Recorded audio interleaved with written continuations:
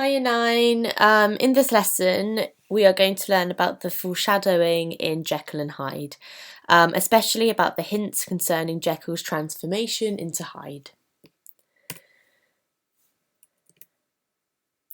Okay, so let's firstly look at what is foreshadowing.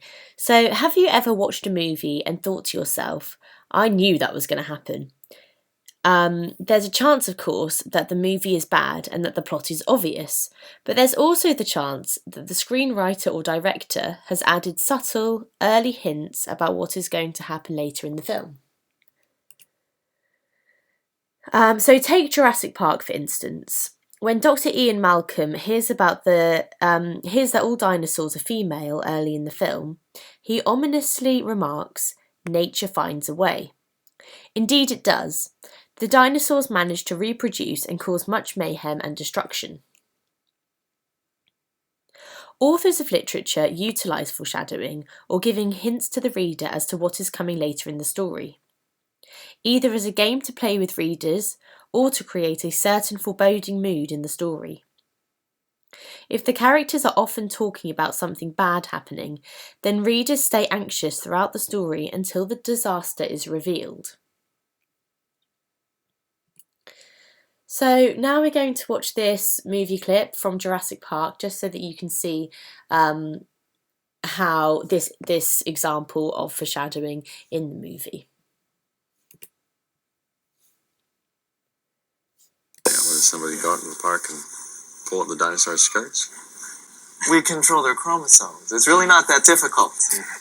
All vertebrate embryos are inherently female anyway. They just require an extra hormone given at the right developmental stage to make them male. But we simply deny them that. Deny them that?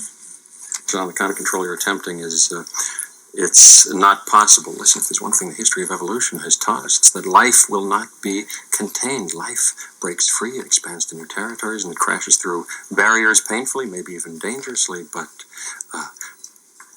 oh, there it is. There it is. You're implying that a group composed entirely of female animals will breed? No, I'm simply saying that life, finds a way. Okay, so I hope that brings that to life for you a little bit with that example of foreshadowing.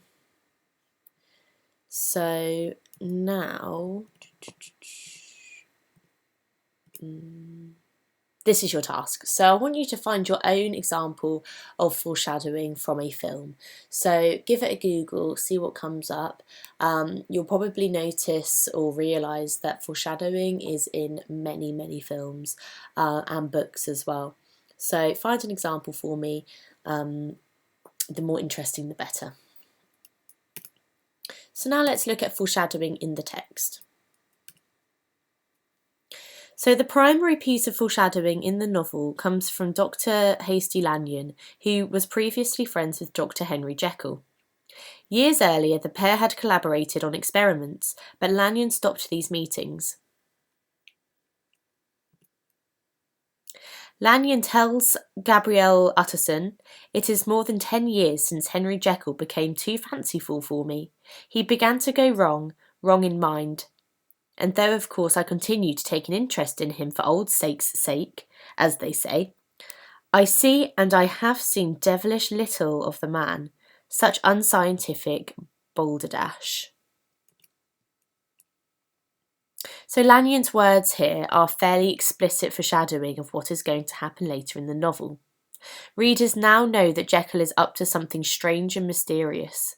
Since we have already met Edward Hyde, we can probably posit that he has something to do with these experiments.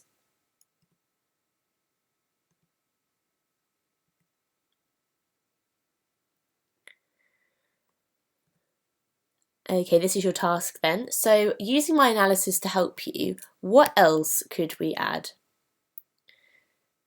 to my analysis? So I'm thinking kind of language techniques. Have a look at this quotation. What language techniques can you pull out and analyse? So I've given a kind of evaluation here of how the reader might take this, but I want you to think about language techniques in this quotation. Pull it apart, basically. And now let's look at some more examples and key quotations. So, the next piece of foreshadowing comes from Utterson's description of Hyde following their initial encounter. Utterson, who is Jekyll's lawyer, has become an amateur detective trying to figure out who mercilessly ran over a young girl. He eventually encounters Hyde, whom he describes as pale and dwarfish. He gave an impression of deformity without any nameable malformation. He had a displeasing smile. He had borne himself to the lawyer with a sort of murderous mixture of timidity and boldness. Utterson goes on to state that Hyde possesses Satan's signature on his face. So what I've just done here is I have given you an example to kind of help you pull the quotation apart. So if I ever read Satan's signature upon a face, it is on that of you. It is on that of your new friend. So we've got religious imagery here, and we've got some sibilants. So think about to yourself, like, what is the effect of this? Why do you think Stevenson decided to put this in? Does it make the reader speed up the pace of how they read, or does it slow it down, or does it draw our attention to it? And what connotations do we have with Satan?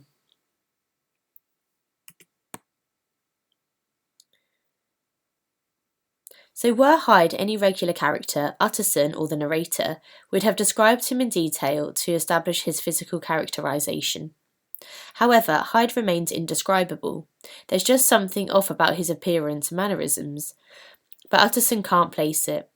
The murderous mixture line is a bit of foreshadowing, of course, since Hyde thereafter murders Sir Danvers Carew with a can. But the phrase Satan's signature is perhaps even more telling.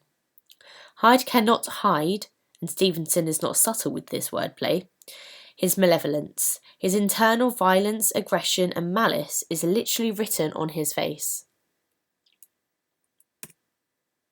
So these are really important quotations in the text. So I want you to create some revision cards with these quotations on. This could be on card, or you can cut some paper out, or however you want to do it, or even do it on the computer. But on the other side of the card, I want you to write down the phrase, an example of foreshadowing. So when it comes to revise, you can see, okay, this is an example of foreshadowing, and then you can try and memorize the quotations on the back of it. So let's move on to our apply part of the lesson. Again, our mini quiz. So could you please answer these questions, and then I'll put the answers on the Teams page. If I do forget, however, to do that, just give me a poke, just ask me for them. And again, it's just to see if you've understood today's new knowledge.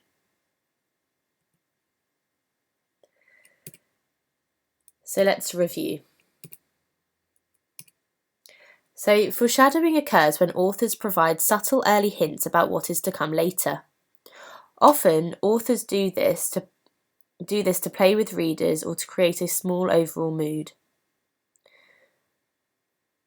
In the text, Stevenson provides several hints about the disaster of Jekyll's experiments, including Lanyon's remarks on Jekyll's unscientific balderdash, and Utterson's description of Hyde as possessing Satan's signature. So, in 25 words, can you write a summary of today's lesson for me? It could be the most interesting thing you've learnt, or something that you didn't know before and now you do. And yeah, there's a nice meme for you, which I thought was quite funny. And yeah, if you've got any questions, let me know. Just message on the Teams page or email me. And thank you for listening.